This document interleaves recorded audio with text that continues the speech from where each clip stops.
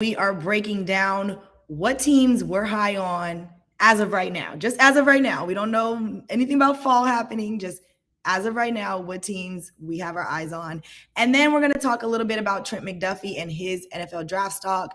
And then we have a fun little segment about impactful players in the Pac-12.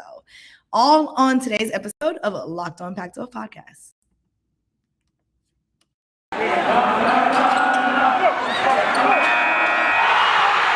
You are Locked On Pac-12, your daily podcast on the Pac-12 Conference. It's the Locked On Podcast Network, your team every day.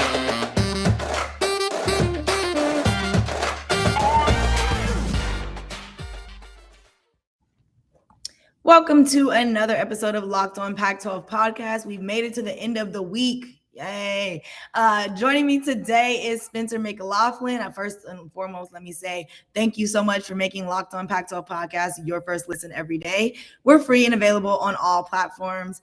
I'm your host, Cindy Robinson, former Pac-12 student athlete. And now joining us is Spencer McLaughlin from we said we're going to stop saying from Locked On Ducks because he's clearly my co-host here on Locked On Pac-12 Podcast. I mean, I do both. So, whatever floats your boat. Locked On Ducks. Exactly. Okay. He's a jack of all trades. He's bringing you all the news you need to know. Okay. Okay. So I want to jump right into the spring game situation. Okay. I talked with Michael Luke and I talked with Richie Bradshaw about the Arizona schools prepping for spring game, what they've seen through spring ball. And that made me think, I haven't really talked to Spencer a lot about just the other Pac-12 schools and what we've seen in spring ball. Now, I just want to hop, skip, to fall, like we're already there, and do a way too early kind of breakdown of who you're high on when it comes to the Pac-12 football teams. And we can break it up from north and south. Don't have to talk too long, but let's just choose one from each one who we're excited to see, who we think is probably going to lead that division. So starting with the Pac-12 North, because, that's where you at with your Oregon, and I'm Washington State, Who do you feel like has the monopoly on the North? I know who I'm going with, but I'll let you start first and see if we're aligned. Yeah, so I think there's two different ways you can look at spring games as football is, winding down a little bit here in the spring semester, and then we will all just be counting down the days in the summer until September and late August rolls around and football starts to get rolling once again. So I think when you look at the Pac-12 North, Oregon's the clear favorites up there, even with a first-time head coach in Dan Lanning.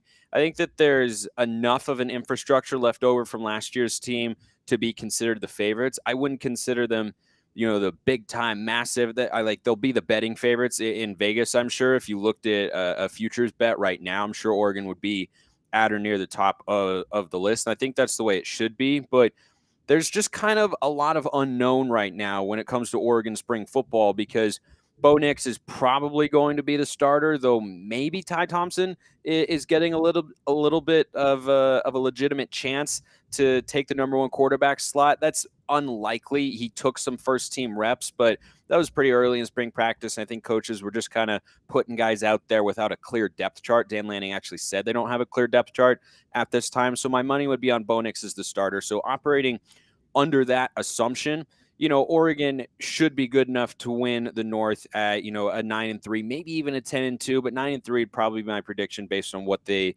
were able to do a season ago. Coming into, the season as it stands right now, and a lot can change over the summer, and players could leave or join the program. You never know, and it's always changing and such. I think Oregon State's going to be a competitive team, and I think your Cougars will be a competitive team as well. Cal is always capable, but I just don't know about their offense. It's just year in and year out. The defense is there and the offense isn't. So I don't know if they're finally going to make it all click this year. They have the defense and special teams to win at a high level and, some decent players on the roster, but I just don't know if the offense is going to be able to compete. So I think Oregon is at the top coming in, and then you have Oregon State and Washington State underneath, and then probably Stanford, the next team there, followed by Washington and Cal. Probably not in that order. I think the Huskies are kind of the biggest rebuild right now. Okay, that's fair. That's fair. I think I kind of agree there. I had a feeling we would. It's kind of one of those things where Oregon tends to be the favorite regardless, moving, forward. So it is what it is there. I will let us move to the South because we're running low on time and we can talk about this all day. But I'm just going to throw it out there. Utah for the favorites for the South. Although there's some pending questions there about who's going to back up Cam Rising at starting quarterback and who's going to replace Devin Lloyd and Nephi Sewell. Those questions I feel like will be answered. I think that Utah does have the pieces to go after a repeat, and I think they have the fight and drive for it and motivation. The South is going to be a little tricky. I feel like UCLA will be for sure a competitor. Returning DTR, he'll be the most experienced quarterback in the Pac-12. And then you have USC. We already know it's kind of the same situation we're seeing with Oregon. New coach, exciting things happening there. It's also just USC is USC. Can't go wrong there. But the Arizona schools will not be a factor. Colorado will not be a factor. I truly think it will be between Oregon, Utah, UCLA, and USC. I think the South has, and I touched on this a moment ago. I apologize if I kind of left some of the viewers or listeners hanging, but there's two different ways you can look at a spring game: is who's the best coming into the spring game, and which spring games are you most excited to see. I think that Oregon fans are going to be tremendously excited for the spring game because there's a lot of positional question marks in terms of the depth chart, and all that has to be played out. And I'm sure a lot of it will, either materialize or continue to be worked on by the coaching staff at the spring game on April 23rd up at Autzen. And I think from an excitement level, just, as a fan of the Pac-12, the eyeballs are going to be on USC. That's where everyone will be watching, because Lincoln Riley's there, and what's the offense going to look like? How is Caleb Williams going to adapt? Is the offensive line going to hold up? That was a 4-8 football team a season ago, and do they have the roster right now to get to an 8 or 9 win level? It would be a tough thing to do, but Lincoln Riley is also a brilliant offensive mind who knows how to win in college football, and he comes from the Big 12, which has been a stronger conference in the last few years compared to the Pac-12 over the last few seasons. So I think that's the most exciting. I think coming into this year, Utah has enough returning. They don't have everyone. Talked about Lloyd and Sewell going away, but they bring in Diabate, the linebacker from Florida, who will probably be a plug-and-play player for Kyle Whittingham, who for Austin Facer, the new host of Locked On Utes. Check him out on YouTube, wherever you get your podcast. He said that Kyle Whittingham was actually thinking about retiring, and that would have been a precarious situation. Yeah, it would have been a precarious situation for the Utes, but he's there, and as long as he's there, they're going to be contenders in the South, whether USC has Lincoln Riley or not. And Riley has to work in the transfer portal and on the recruiting trail to get that roster back where it's capable of being. But I would go Utah 1, UCLA 2, USC 3, and then a gap for everybody else. Yeah, 100%. We're aligned there, and I think one consistent thing across the board for almost all the teams is they're all experiencing new changes, like whether it be coaching changes, starters changing, all that type of stuff. Each team has their things that they're dealing with, and so it's gonna make this season a little interesting. I'm excited for it.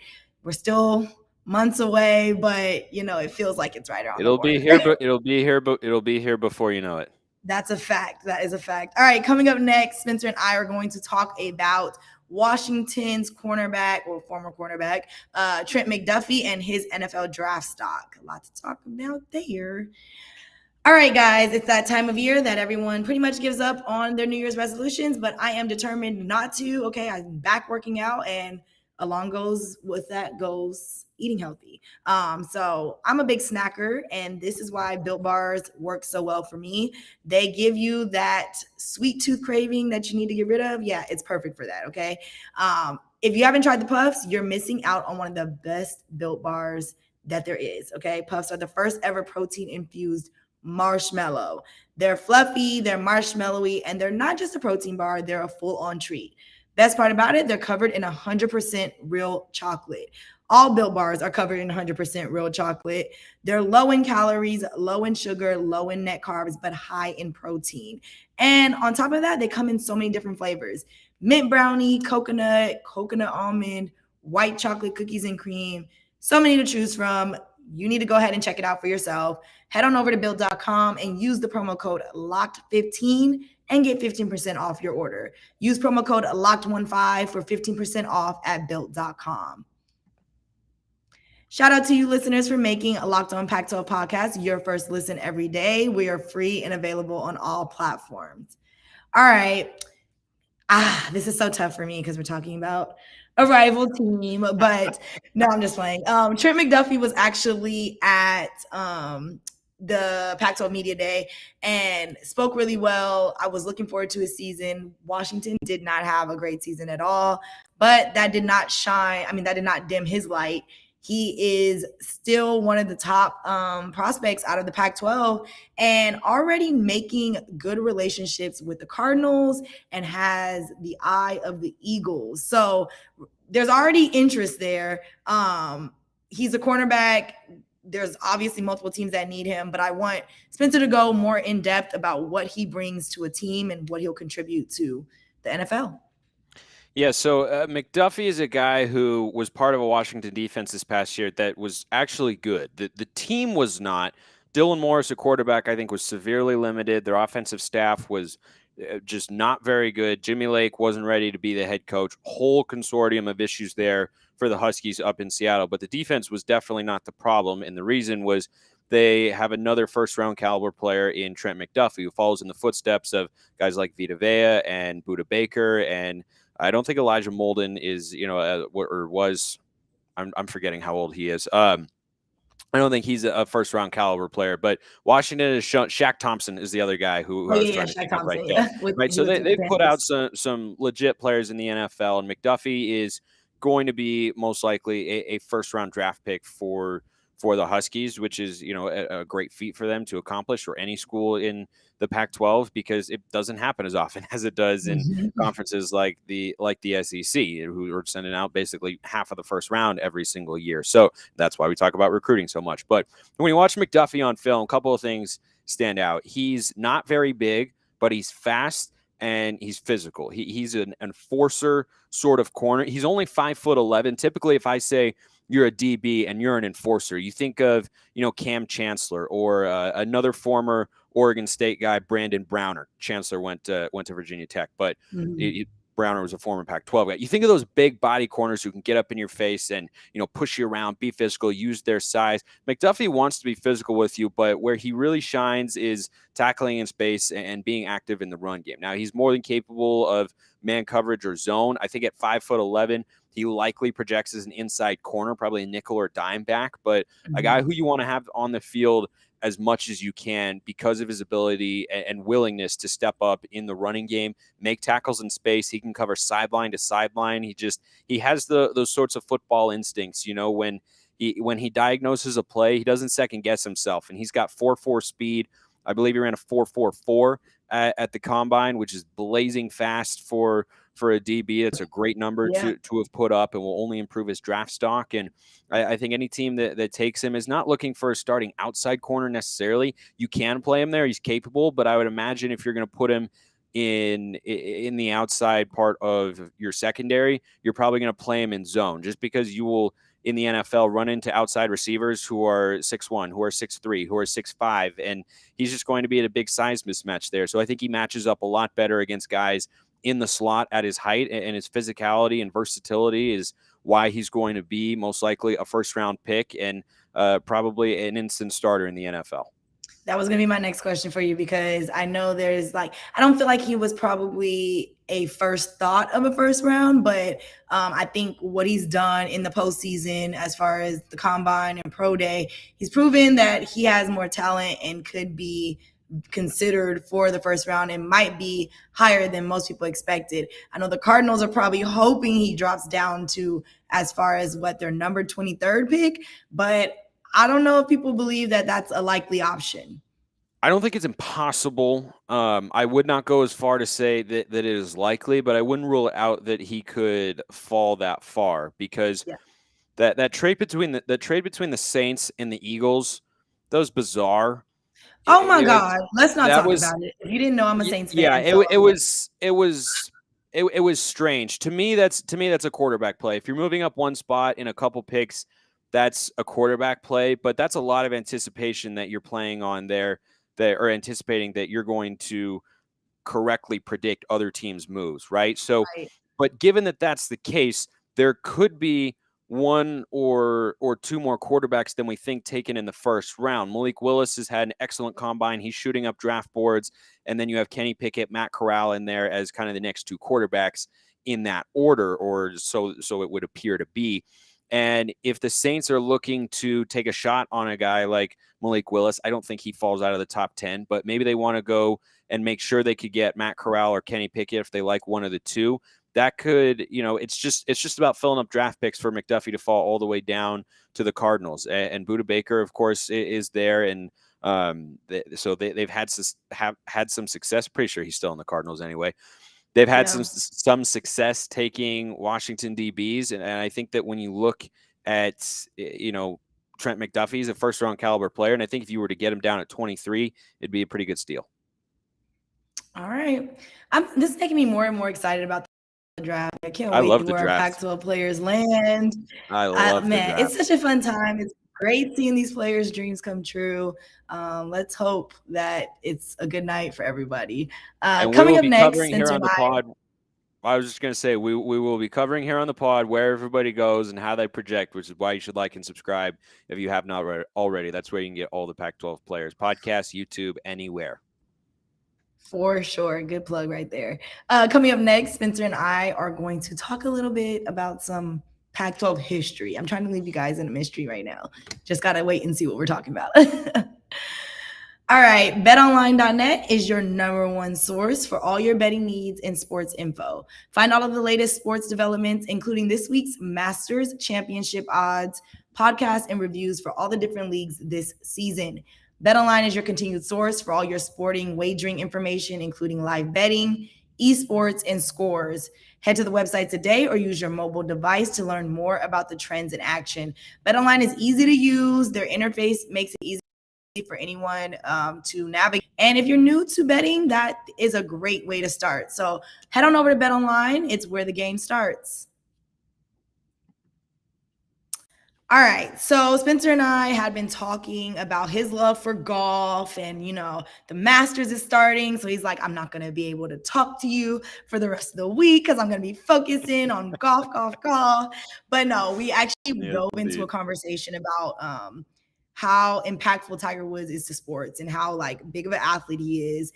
And then it got me thinking, right? Because one conversation that always swirls around is who's the GOAT of, blah, blah, blah, right? Who's the GOAT of sports? And people go Serena, LeBron, Michael Jordan, Tiger, all these names get thrown out. Brady. And it made me think. Can't forget Brady in there. Yeah, we know. Anyways, no, that's a good one. Tom Brady for sure. He belongs in that conversation. But either way, it made me think about when it comes to Pac-12 sports, who is one or some of those players that you just think of as they left their mark on the Pac-12. They're one of the most impactful players no matter what sport. You know the Pac-12, you know their name. If you don't know the Pac-12, you still may know their name. And immediately the name that came to me, and I'm going to go first because Spencer is going to dive deeper and deeper into all of this. I already know. I had to go with, I think this is probably an obvious choice, but Reggie Bush. And I hate it. I really hate that it had to be a football player because I love showing love to the other sports. I'm a former track athlete.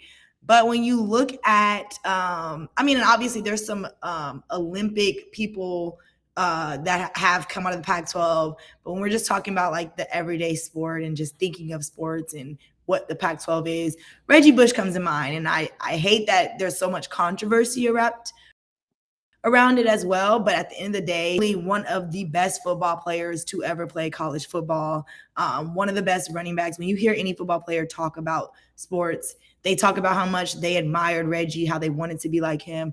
There's multiple 30 for 30s out there that are worth looking at, talking. There's a 30 for 30, the Troy one, whatever it's called. And then there's multiple other docs about Reggie Bush and his impact. I had to go with him. I feel like it was an obvious choice. And so I let Spencer choose between a coach or a player. So that, because I think he just felt like he couldn't compete with my option. That's how it went. Well, you did. But Spencer, I would love for you to give the people. Yeah, so I think you picked the correct player for a couple of reasons. Number one, he was the standout player with Matt Leinart, of course, on the greatest dynasty probably Pac-12 football has ever seen, unless I'm missing one from back in the day. Not college football, Pac-12 football. And USC, by the way, was also one of the best dynasties in college football in their heyday with Pete Carroll. So I think that was a pretty logical pick for that reason, but also the statistical domination was there. The awards were all there. We won't dive into the controversy and all that sort of stuff, but he has he has. Give him his Heisman back. Yeah, well, he has something that nobody can take away from him, and that's an image or moments that I would argue kind of transcend time, right? That they will endure until the internet doesn't exist anymore in some post-apocalyptic world when all the servers are destroyed and it's just a barren landscape and it's The Walking Dead and something like that or whatever. Because the Reggie Bush cutback has never been replicated by anybody else. There's no one else who does it like that. And so when you have an identifiable characteristic, a move, a shot, a name that just kind of transcends the moment, right? Is you don't think of just one Reggie Bush cutback, you think of all of them because there were so many. And those highlight reels are never going to go away. And you still get guys in college football today who are running backs who will say, yeah, I grew up watching Reggie Bush. I wanted to be like him. I wanted to run like him because he was so unique and spectacular. I think that from a player's side, that was a really good pick on your part. That's where my mind was going, but you beat me to the punch there. And so I was trying to think of a player who can match that magnitude. I think it's hard to do so, right? Even though I have to shout out my Oregon Ducks here, but like Mariota is up there, but it's not even close to the level of impact of Reggie Bush in terms of the conference. And so when I'm thinking about the sort of impact on the Pac-12, not at the same level, but in the same way that Tiger has influenced golf, which is what started this fun segment, which I'm already enjoying, if you can't tell, because Tiger is golf. Like the expression that, if you don't know, Tiger doesn't move the needle, he is the needle. That's 100% true. And I think that there's no one more legendary in the history of Pac-12 basketball than John Wooden. And when you look at the dynasty that he had, which is the best in college basketball history, the consecutive wins, the championships, his legacy as a coach that, and as a man that he left on people, anyone who met him or talked to him will tell you that he was an incredible. I didn't know him, but I've known people who had the privilege of knowing him. If you listen to people who talk about John Wooden, they'll say he was an incredible man, incredible coach. Bill Walton, of course, speaks very highly of him, and so does everybody else. And Coach K just retired, and the debate about who's the best coach of all time, it's either Coach K or John Wooden. There were some other great ones. Adolph Rupp at Kentucky back in the day comes to mind, but it's really a running gun battle between those two. And so that's why I would go with him, because he didn't just put UCLA on the map, but I think just Pac-12 basketball as a whole, because you think of the West Coast, you think of in the college basketball sense, you think of UCLA and you think of John Wooden and that incredible run that he had and the way that he coached and left a legacy on the game. I think that is something else that seems to move into another stratosphere when you talk about impact on the game that he was around. And so I think that was the only comparable person, at least that I could come up with. Comment below if you have somebody else and we can spar back and forth. But I think as a player, Reggie Bush is a leg above the rest. And I think John Wooden as a coach is top of the list. I actually have a friend whose grandfather played for John Wooden. So That's awesome. I have heard the same sentiments, obviously beyond what we hear in the media, but like hearing from someone who actually had the privilege of playing for him, it's a little different, you know. I would say we kind of probably missed the mark there by not saying Tiger Woods himself. He is a Stanford product. But I just think, to be fair, the conversation that we were providing was who made the biggest impact while they were in school. Yeah. Like I feel like Tiger's stardom and like his, nationwide stardom was more in his pro career, his college career. Yeah. So Yeah. I feel like our Absolutely. choices were great. Yeah. Yeah, I And feel like he money with was, our choices. So just to be clear, he was a dominant college player and a prodigy from the time he was young, and he certainly lived up to the hype and then some as an athlete. yeah, But you don't think of Tiger and think of Stanford. You just think of the game of golf. And if you think of college right. basketball, you think, if you're well informed about the history of the game, you think Coach K, John Wooden, and those amazing UCLA teams and the run they went on back then. Just, we haven't seen anything like it since. And with the way that the game has grown and the depth of talent continues to increase across the country, I don't think we'll ever see anything like what John Wooden did back in the day. I agree. Well, on that note, everyone enjoy the Masters this weekend. I know Spencer will be. He's I already already ready am. to, step aside and get on it. Yeah. Thank you all for being in. Spencer, thank you for joining us on Locked On Pac-12 podcast. Always. Make sure you guys go ahead and like, comment, subscribe on YouTube to Locked On Pac-12 and Locked On Ducks. Also, check us out on wherever you get your podcasts, free and available on all platforms. Follow along on Twitter at LO_Pac12 and at Locked On Ducks. And then you can follow us on our personal handles at Smalls_55 and at _Cindy Robinson right there if you're watching YouTube right below us. Other than that, thank you so much for making Locked On Pac-12 podcast your first listen every day. Now make your second listen Locked On NFL Draft. Ryan Tracy and former NFL cornerback Eric Crocker bring the NFL Draft to life every day with insight and analysis on college football prospects and NFL front offices. It's free wherever you get your podcasts. Make sure you guys continue to stay locked on Pac-12 on the Locked On Network. Go ahead, hit it. Yep, couldn't end the show without him doing it.